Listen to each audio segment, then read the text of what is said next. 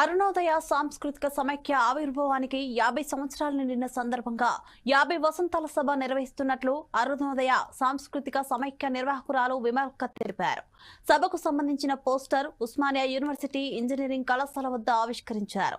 ఈ కార్యక్రమానికి ముఖ్య అతిథులుగా ప్రొఫెసర్ జయదేర్ తిరుమలరావు, భగవంతురెడ్డి హాజరై పోస్టర్ను ఆవిష్కరించారు. 50 సంవత్సరాల క్రితం ఇంజనీరింగ్ కళాశాలలో అరుణోదయ సాంస్కృతిక సమైక్య పురుడు పోసుకుందని తెలిపారు. ఆనాటి నుండి నేటి వరకు ఎంతో మంది కళాకారులను తయారు చేస్తూ ప్రజల మధ్యలో ఉంటూ ప్రజలను చైతన్యవంతం చేసిందన్నారు. 50 వసంతాల సభలను డిసెంబర్ 14, 15న సుందరయ్య విజ్ఞాన కేంద్రంలో నిర్వహిస్తున్నట్టు తెలిపారు.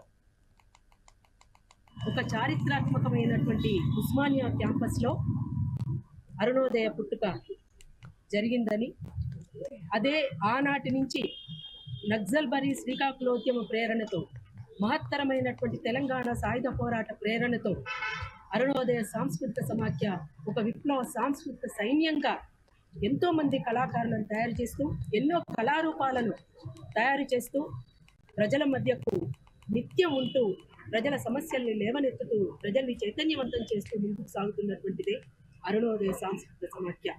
అందుకే 50 సంవత్సరాల అరుణోదయ సభలను డిసెంబర్ 14, 15వ తేదీల్లో విఎస్టీ ఫంక్షన్ హాల్లో, రెండవ రోజున సుందరయ్య విజ్ఞాన కేంద్రంలో 2 రోజులు జరుపుకోబోతుంది. ఒక చారిత్రాత్మక